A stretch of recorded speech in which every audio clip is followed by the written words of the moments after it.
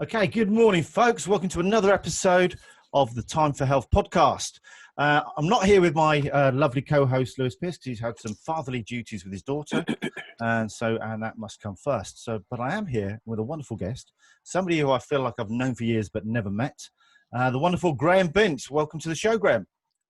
Hey, thanks, Matty. It's been a while, eh? About time we met. Yes, it is. And we've chatted loads on various social media platforms, and we do seem to have a lot in common.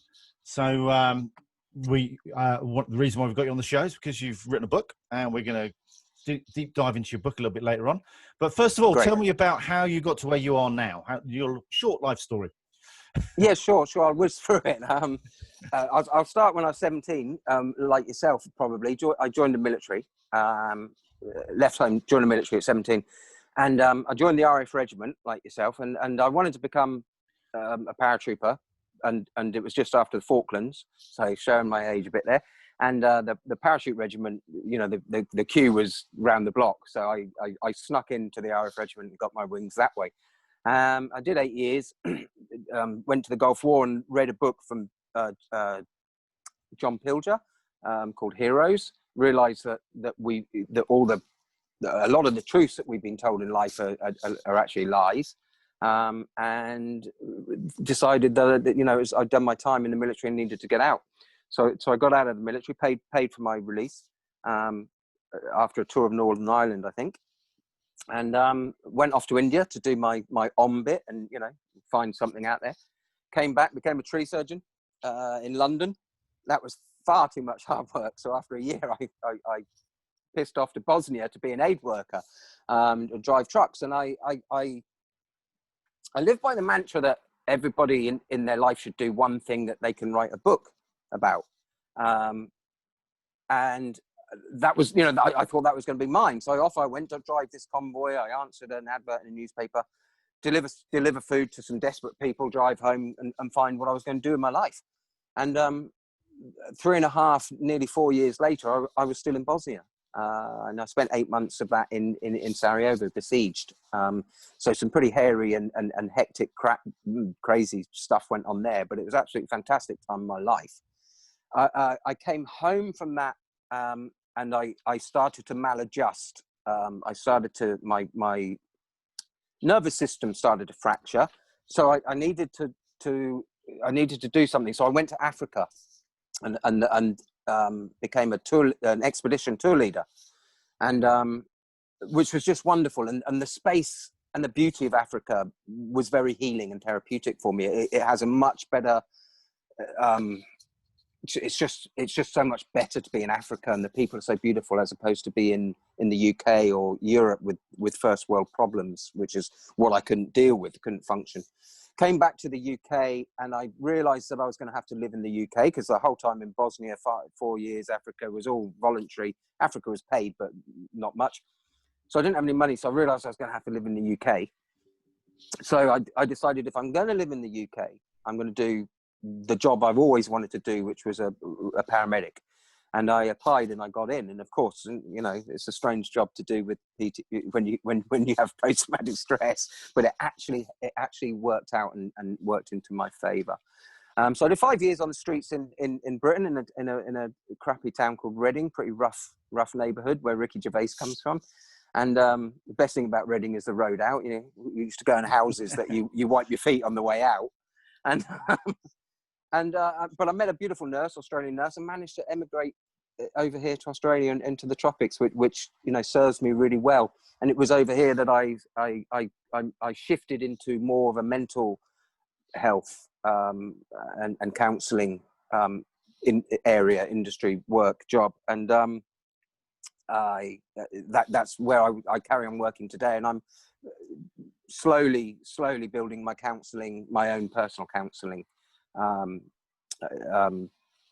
profession. Maybe everything's been voluntary up till now. I work for an organisation out here called Lifeline for three years, you know, manning phones, crisis counselling on the phones, which gave me, you know, developed a lot of skills for me, gave me a lot of experience, and gave me a huge understanding of post-traumatic stress, funnily enough. And it was over here that I decided that I actually needed professional help and sought professional help. and just the person I ended up finding is an absolutely amazing. It's a ridiculous story in itself. But he was ex-US military, so he was ahead of his game. Very good, written books, and has an academy, I think. Psychologist, and we worked through, and obviously I got diagnosed with post-traumatic stress, amongst other things that we discussed and talked about. So it was that was when my healing began, and that's when I would only ever become a counsellor or go into this work if I know and knew and am absolutely confident that I've healed myself first. I didn't do it the other way around. I didn't go into this work as a way to heal me, right? I got healed first. And it was the realization of actually how simple it is to treat certain disorders, including post-traumatic stress and anxiety disorders, that I found out how simple it can be, that I've realized that this is what I want to do, bring to other people's attentions, you know, how to go about it. Because there seems to be this big doubt, you know, there's a big query about it, and a lot of confusion about it. And I think we are on the same tracks in that sort of sense. Yeah, certainly in a lot of what we've talked about in the past. We certainly are aligned in our thought processes that this is, you know, there is I wouldn't say necessarily a cure, but you get to a place where you can function normally. Absolutely. You know, absolutely. and that's what it's all about. Yeah, and that's where I met Dion Jensen. I met you. I met some other people I mentioned later, and that's the point of we have a PTSD solutions community website, and I'm also doing a symposium with Dion shortly tomorrow, hopefully. And the point of my book is that in that community, we're all people who have overcome post-traumatic stress. So if we can just say overcome post-traumatic stress, you'll never hear me call it a disorder. You might do by accident or for SEO reasons, right? Yeah. But I call it post-traumatic stress because that's all it is. It's just post-traumatic stress. It's not a frigging disorder, right? And you won't hear me. See, that doesn't trigger me anymore, that noise, right? They're coming to get you. Yeah, I worry about me now, yeah. And the other thing is I don't say that I suffered with post-traumatic stress. I say I experienced post-traumatic stress. Yeah. So whether we want to use the word or we don't want to use the word cure, we can say that overcome. So the point of our posse, if you like, and the people I work with, Dion and Lisa, etc., Sonella, is the fact that we all know that we've overcome it. Which I get very irked hearing people and seeing people argue on Facebook groups saying you can never beat it, you can only manage it. That's absolute bollocks, and we're living proof that it's bollocks. Yeah. And I'm sorry, here's the evidence, right? You know, we've all had, most of us come from suicidal ideation. You know, that's how low we got in our shitstorm, or when we were in our lows, or depressed, or post-traumatic stress was raging, to leading absolutely normal lives and not having any symptoms. Yeah. So, you know, we're living proof. And then the second thing we need to do to be in that collective is to have a system and to have written a book. Which is why I brought out a shorter version, really, of my longer book I'm still working on. Okay, cool. So lead us on nicely to, what's the book called? It is called Surviving the Shitstorm. Oh, well, there you go. Okay. Yeah. And I'll have to put my bomb sights on here, and just to let you know. So it's written by me, and I call myself the bulletproof counselor, because that's what I try to do, is make people bulletproof, right? So and it's just a good play on words. But what you'll see at the bottom of my book is it's subtitled Immediate Action Drills from the PTSD Survival Guide. And you know, from your response there, you remember IA drills, right? Yes, so very military. Who don't know what, and that's my book is based on the military aid memoir that we used to have. You know, that green waterproof folder. And so you can turn to any section, right? So, but I have to explain it for police, AMBOs, etc., or anyone. But an IA drill, immediate action drill, is a response to coming under effective enemy fire, right? Yep. And it's how you respond to that automatically. And as you remember, we did it over and over and over and over again until we didn't have to think about it. It's just ambush left, contact left, and we just do an IA drill, and we all know it. And that is the context my book is written in. And I still practice it today. So it's called Surviving the Shitstorm, right? Because it's a shorter version of my longer book, and it's for people who are in the shitstorm, in the hole, right? And the last thing, when I was depressed and suicidal, there were a lot of books out there. You think I could read any of them? Not a chance. I'm not going to pick up War and Peace, right? And oh, what a fascinating book this is. You know, you don't want, you can't, you haven't got the mental capacity. So my book is only a half hour read, and it's in very manageable bite-sized pieces and written very basically, strategically. That's my plan. And it's written very simply. And it's also, this is the tool to use for sleep. This is the tool to use for diet. This is the tool to use, because we don't need to hear all the medical jargon, right? When we're depressed. Just trust me. I use this. I get out. This is how I got out of it. You just want a solution. You just want a bloody solution, don't you? Right? Absolutely. Especially military people, because we're great at following orders. Yeah, it does say, you know, as you were speaking now, I think that's very authoritarian. But, you know, just do this. Do this now. Yeah. So we've had a previous conversation, and I won't go into too much detail about the previous conversation, how it happened. But you mentioned IBS. Yeah, that was a fascinating point that you mentioned before in our conversation about the serotonin. So give us that synopsis for the people listening. Yeah, sure. And this is what I mean by the fact that it's not difficult to get out of these places, these disorders, right? Whatever you want to call conditions, you know. And this is how I started to research it, by finding these amazing connections. But of course I had to live through that 10 to 15 years, and now I'm condensed it all into one book, and I'll condense it into 2 books. So the way I managed to heal myself initially, or to get out of the shitstorm, because my book, The Shitstorm, is only how to get out of the shitstorm. That's when you have to do the work, but you can't do the work when you're in the shitstorm. No, because you're all over the place, right? You're just a mess. You're drinking, you're fighting, you're arguing, you're thinking about suicide. You're crying. You're an emotional wreck. So when I was in that situation, I also contracted irritable bowel syndrome, and it was absolutely disabilitating, Maddie.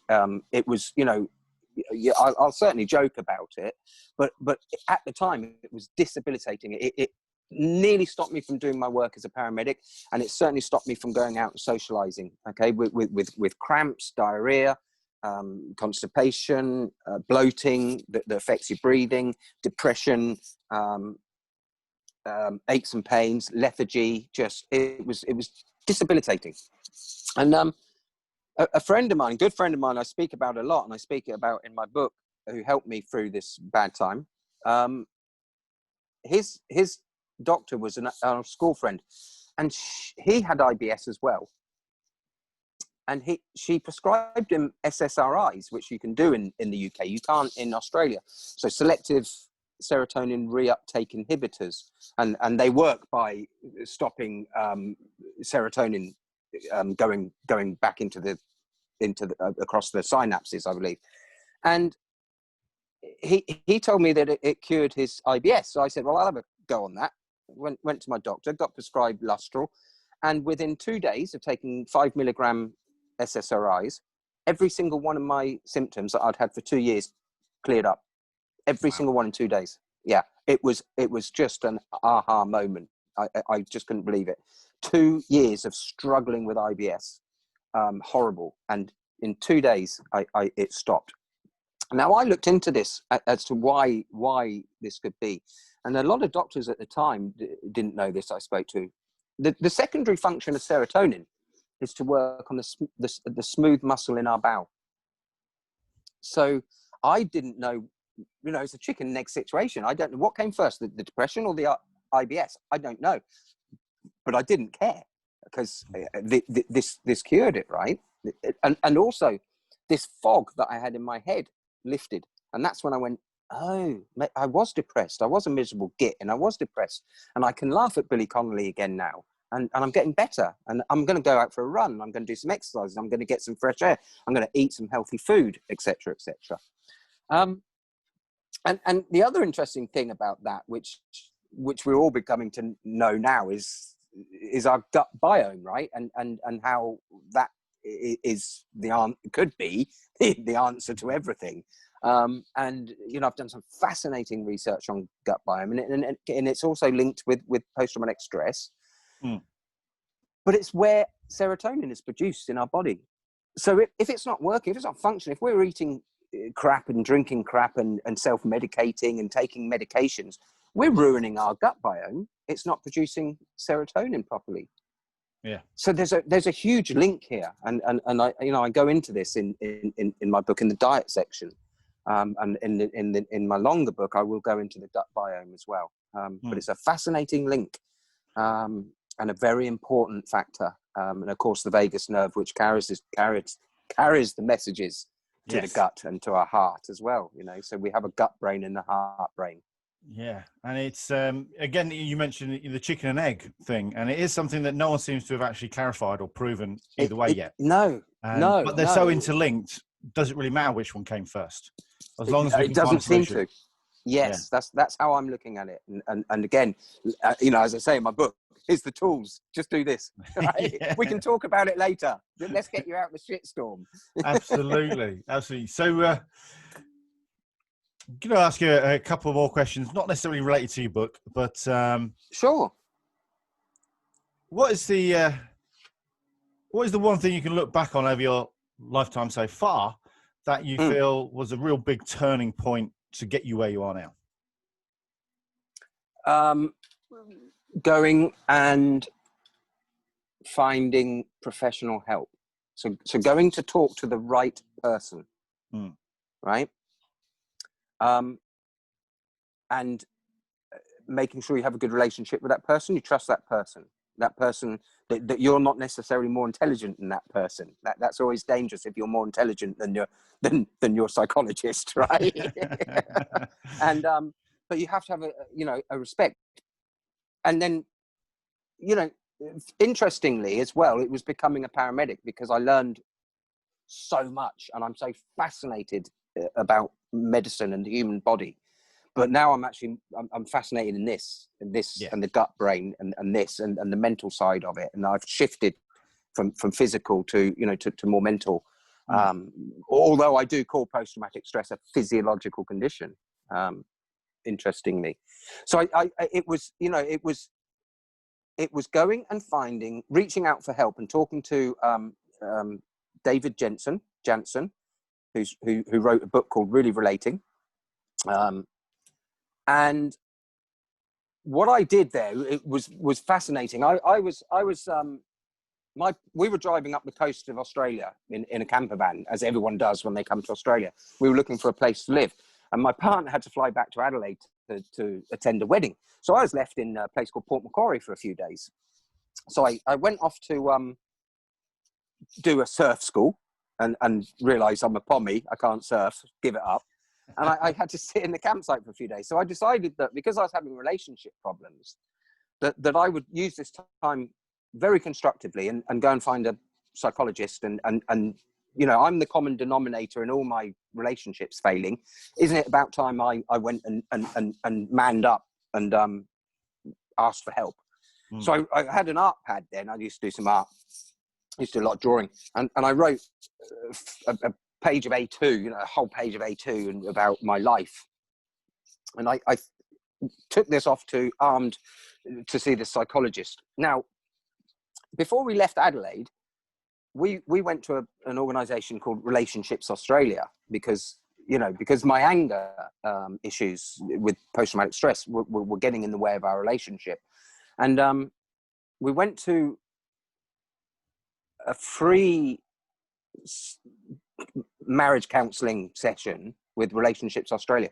And they sold us this book called Really Relating by David Jansen. Now, I read half of it, and you know, my ego got in the way. What do I call it? My inner. I'll come back to that. My inner twat got in the way, and I didn't read it all. But so we drove 3,000 kilometres across Australia, and I stopped at Port Macquarie, and I was there for a few days. I went and found a phone box at the campsite. I looked through a list of psychologists, and I grabbed two, phoned the first one, no answer. Phoned the second one, yes, you can make an appointment for tomorrow. Great, blah, blah, blah. I walk in tomorrow, and it's David Jansen who wrote the book that was given to me in Adelaide. Something's happened for a reason. I know, right? That freaked me out a bit. You know, that was a bit weird. I can't explain that one, except 42. And, yes. and so I was thinking, you know, in this old-fashioned sense that I was going to, you know, lie on a couch, tell him this whole story about what I'd done in my life, and I wanted to know how these things had affected me. He didn't do that. He listened to my very quick spiel of what I'd done, and then he said to me, "Why do you think you've done all those things?" Well, what do you mean? He said, "Well, why do you think you've done all these things that are a high adventure, high adrenaline, high trauma, risky?" And I said, "Well, I don't know. I suppose they're quite funny." And he said, "Well, I think you have ADHD." And he sat me down and did a test, an ADHD test. And I was off the scale, right? and he informed me that the military is full of ADHD type people. It's absolutely full, because we love to be told what to do. Where can you get that adventure? Where can you drive $1 million tanks and jump out of aeroplanes and abseil off this and all for free? Right? Yeah. Get paid for it, in fact. Yeah. And get great mates, have a beer. I'm starting to question myself now. Do I have ADHD? Do a test. I would wager. But look, I don't call it ADHD, and I don't call it, you know, it's certainly not a disorder. I don't call it ADH. I call it a Da Vinci mindset. And that comes from a psychologist called Otto Ranks, who was a protege of Sigmund Freud. The only reason his work wasn't published and recognized is because there's only about 10 to 15% of society who have this DRD4 risk-taking gene, or ADHD. Now let's look at France. They don't even have ADHD. That's not a thing. It's not an option, right? Ken Robinson, Sir Ken Robinson, did that beautiful TED talk, the most watched TED talk ever, where he talks about the woman who is the choreographer of the Sydney Ballet, and her doctor, her mother took her to a doctor because the teacher said she was disrupting the class, and she wanted to know what was the problem with the daughter. And the doctor walked out of the room, told the daughter, we're just going out to have a chat and we'll be back in a minute. And as he went out, he turned the radio on, and he said to her mum, "Watch her." And she got up and started dancing. And he said, "Your daughter hasn't got a disorder, hasn't got a mental problem. She's a dancer. Take her to dance school." So she did. This is the woman that choreographed Cats. She's a multi-millionaire. Yeah. She's a multi-millionaire, and she has produced some beautiful art in her life because she's found and become aligned with her Da Vinci side, her artistic Da Vinci side. So it's a fascinating thing, Maddie, and you only have to do a quick test, and the military is full of us. And of course, with the PTSD, I correlated that not only is there's a lot of ADHD or Da Vinci makeups, and you'll notice how I'm talking from one, I've gone right off track, right? That's my Da Vinci, and also that a lot of us come from broken homes and traumatic childhood backgrounds. But yeah. So what he did, he didn't put, going back to David Jensen, when he listened to me, he didn't put the cart before the horse and said, "Well, you've been to Bosnia, you've been in the military, you've been to some wars, you've been to Africa, you've been to he said, "This is why you did this, because you have ADHD." And that's where we started unraveling it. And then we talked about, my childhood and the fact that I experienced complex post-traumatic stress from my childhood. As well, and again, that's maybe another reason why we go and join the military. Yeah, for sure. So if you going back and lining this back with your book, and if you were to give one bit of advice to someone who's in that shitstorm right now, what would you say to them? Read my book. All right, that's too easy. That's too easy. You can't do that one. Far too easy. Far too easy. Talk to a friend. Talk to a friend. Open up. Find a confidant, or what we call a battle buddy these days. You know, that was Dion's terminology. Find a battle buddy. Find someone like me and you. I could come to you and go, Maddie, I need to talk to you. I'm going through shit, man. Right?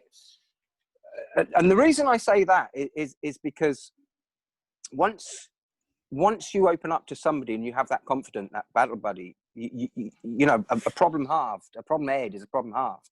It really is true.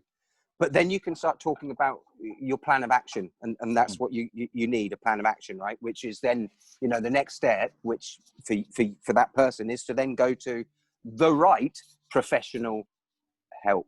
Yeah. Right. Because and because they can tell you things. And what I hear all the time, Maddie, I'm sure you do as well, is how could they ever know what I've been through? Well, they don't, but they've talked to a hell of a lot of people who have been through what you've been through. And they know how this thing works, and they know how the trauma can affect our body, and they know the pathway out of it.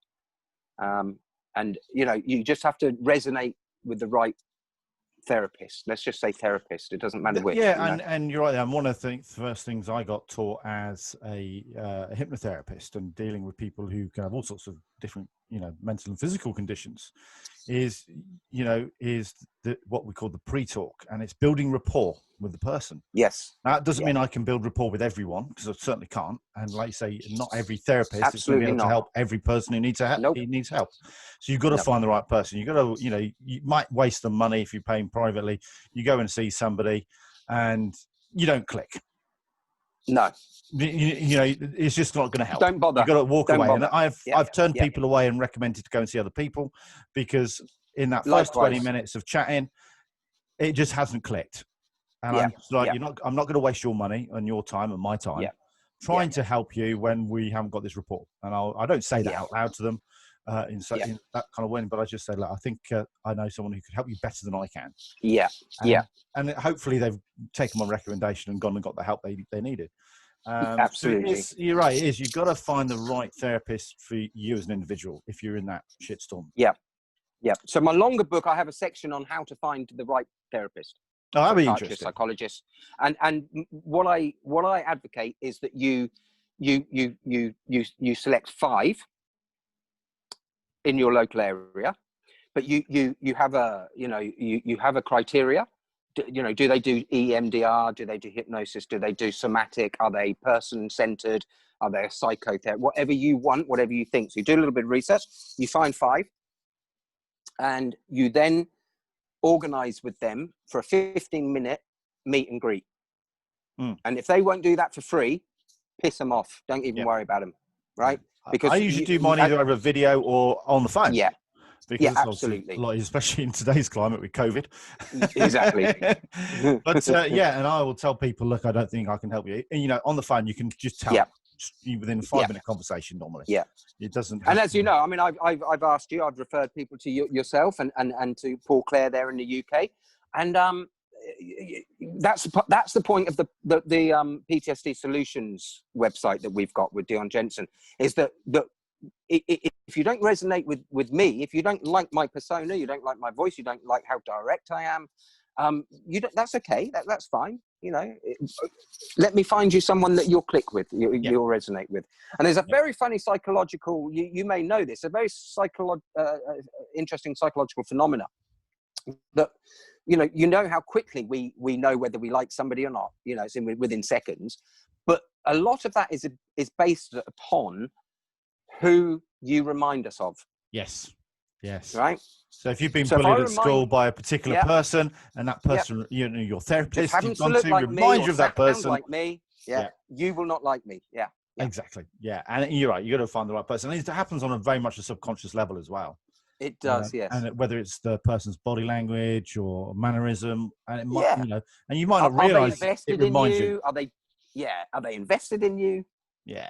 Have they got the time? Are they genuine, or are they just looking at their watch and waiting to run your card through their machine. Yeah.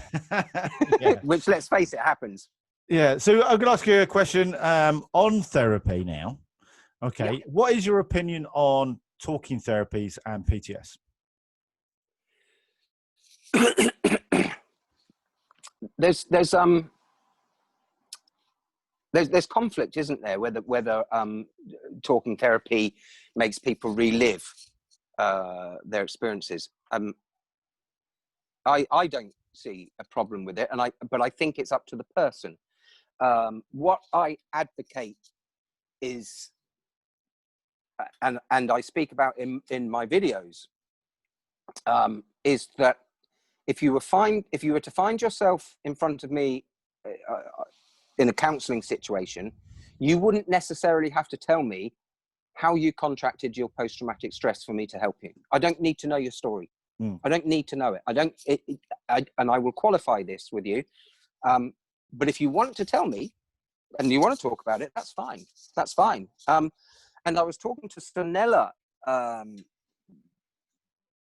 who I'll introduce to you shortly, just tonight, but friggin' amazing woman. And we were talking about the power, which I believe is massive, of writing down your story. And we were talking about why that is very effective. It was very cathartic for me. Very, very cathartic. And whether it's going to get published or not, it doesn't matter. It's just the removal and the cognizant, phrasing and naming what it is, and or what they are, what things are. It may not just be one thing that you're experiencing.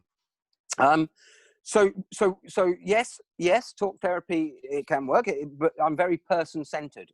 How do you, when someone, a counsellor's job isn't to cure someone, right? It's to find the cure that they have in them, that they know. It's to bring that out of them, right? Because they're the expert on them. Yeah, and they quite often have the solutions, but just haven't worked out how to tap into it. Exactly, and that's our job, right? To bring that out. So I said I'd qualify it. I don't need to know what your trauma was. You don't have to tell me your story. I will treat the symptoms of post-traumatic stress once we find out what they are, right? Because what I learned from my 3 years of counselling on the phones was that however a person contracted post-traumatic stress, and a lot of times they were undiagnosed post-traumatic stress, however they contracted it, pretty much manifested in the same way. So if I had a soldier who'd done 8 tours of bloody Iraq, or a young female who had some sort of abuse, the post-traumatic stress symptoms manifested the same way. So that tells me 2 things, right? One, I don't need to know your story, but secondly, it's a physiological condition. And if it's a physiological condition, we can remove the stigma, because it doesn't mean that we're mad, right? And we can treat it in a physiological way, with a method and a system. And that that's reflected in my book. That's what I talk about. That's what I preach, and that's what I believe. And it's helped me. And I still, if I find that I'm slowly think I might be experiencing depression, or it's black dogs knocking at my door, I go straight back into the system I have in my book, and it works every time. So if people want to talk about it, by all means, I think so. Yeah, not a problem, but you don't have to.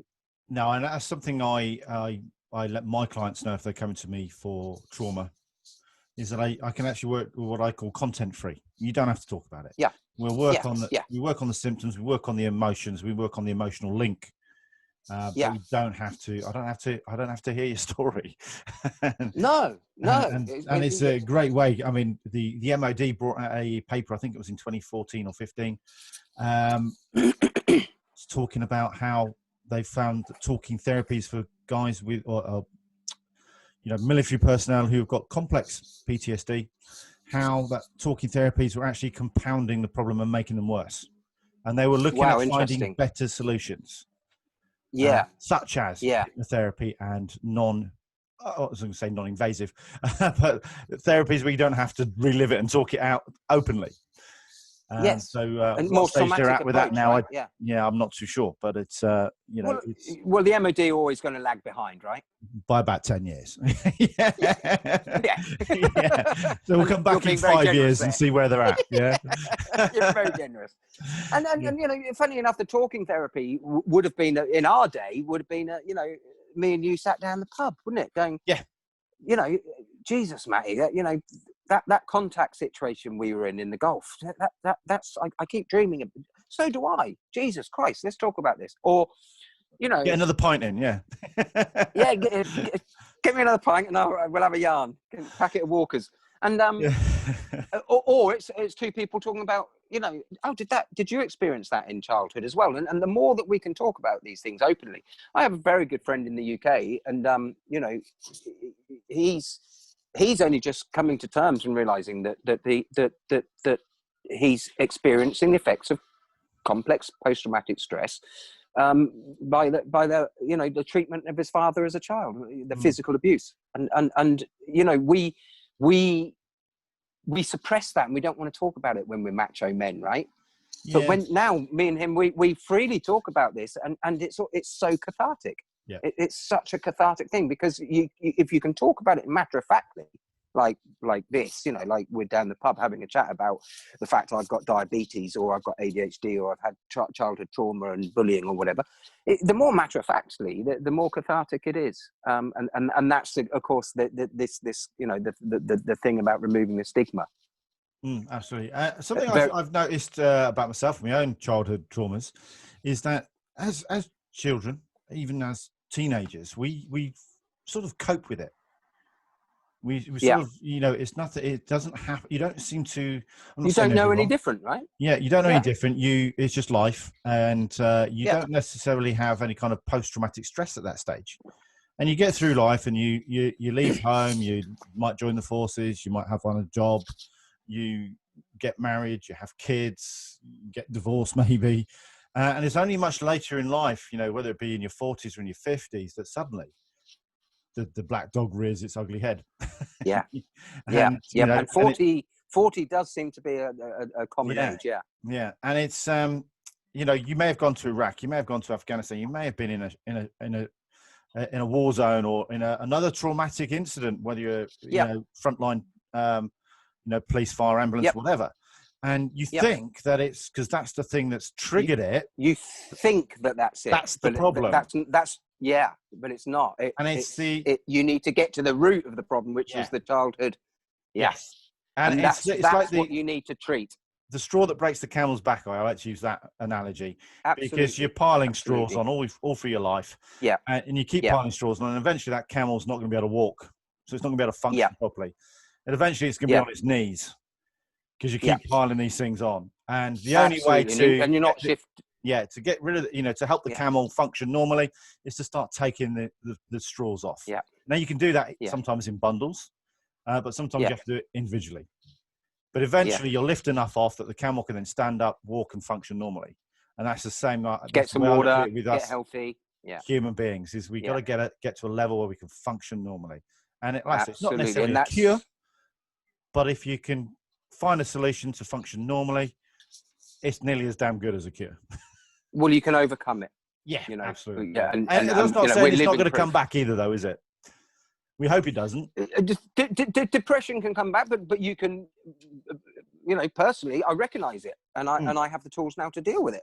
Absolutely. So it doesn't bother me. Whenever the black dog comes to my door, I open the door, let him in, sits down by me till he gets bored and leaves, because I don't give it attention. It doesn't get the attention anymore, right? It doesn't bother me. Yeah, and I have the tools. That realization of being able to recognize the situation you're in. Yes, and talking about that, you know, that childish trauma that you're talking of, and likewise, you know, that's why possibly one of the main reasons we went to join the military, and a lot of the people, and that's why I first got this correlation that soldiers, why do some soldiers get PTSD and some don't? Well, some of us have a predisposition from it from our childhood, and we join the military to find a family, which is our, that's our need, our first need, to have the tribe and the family, or like we said, gangs and bikie gangs. So that's what we need to treat is that childhood trauma. But of course, the big hairy ass paratrooper, he doesn't want to talk about that time, that happened in his childhood. He tries to suppress and hide that. And that's what you need to get. You need to burst that boil. And that bursting that boil hurts for a short time, but then it heals. Yeah. And I do believe that's why a lot of people won't go to therapy, because they know, well, that it hurts initially, to lance that boil. Yeah. Or I call them splinters, right? We have splinters in our body, and to get those splinters out, it's going to be a little bit uncomfortable. It's going to be a little bit painful. And the other one is that they think they're going to, as you said earlier, they think they're going to have to talk about it again. Once we can overcome that and let people know you don't have to talk about it. It's old-fashioned, sit on the couch and tell me your story. It's not like that anymore. Yeah, that's a very old-school way of doing psychotherapy. Freudian rubbish, yeah. Yes, but we won't go too much into that now. It could be here all day. Anyway, this has been a great conversation, Graeme. Thank you very much. So just give us a quick information on how we can contact you, how we can find your book, how we can approach you, whatever. Social media. Yeah, just go to, we'll post a link. Social media. As you know, I've got a Facebook page, which I'll change to the same name, the PTSD Survival Guide. And my YouTube page is the Bulletproof Counsellor, and also the bulletproofcounsellor.com.au, where you can watch my videos and purchase the book. The book I'm selling for a nominal fee. It's $7.50, which is a cup of coffee in England, because I'm just trying to recoup the costs of the art and the editing and the website. And also, I just think that people need to hold value in something. So just a couple of shekels, just to give it that, to hold value. And it's a very short, condensed version of my longer book, and it just covers 5 tools, which comes under the acronym of SADME, which is sleep, alcohol, diet, meditation, and exercise. And those 5 things are what I believe will get you out of the shitstorm, or the hole, if you want to call it the hole. I'm in the hole, and it's only a half-hour read, and it's very, very user-friendly and easy to read, and in bite-sized pieces. You can go to any section, very user-friendly. And what I believe is those 5 tools will get you out of the shitstorm, get you away from suicidal ideation, which is where we want to get someone away from. And that's when you can get to a nice base level where you can go and find that psychologist or that therapist or the worker you want to work with, and then you can do the real work to fix the actual problem. Excellent. Now, all this information is going to be in the synopsis for the podcast anyway. So we'll get that off you and put into when we broadcast the podcast. So thank you very much, Graeme. It's been absolutely fascinating. And I hope all the listeners have found it as fascinating as I have and enjoyed it as much as I did. So thank you very much. Can I just plug? I just want to plug very quickly, because I was talking and I said I would tell you about Sunila. Sunila is just an incredible woman. And I just need my bomb sites again. And it's Sunila Pasagic. I hope I got her name right. And I'll send you a website, because I actually, talking to her now, I suddenly went, Matty has to podcast. Well, we'll set that up for a future podcast for sure. Her story is incredible, Matty. Absolutely amazing woman. Amazing, absolute idol of mine. She's a counsellor now. Something for our viewers and myself and our listeners to look forward to. And we'll have much more interesting than me, I'm sure. Oh, wow. That's going to be amazing then. and better looking, but that's not difficult. Well, Graeme, it's been an absolute pleasure, my friend. And it's lovely to Likewise, see you. Matty.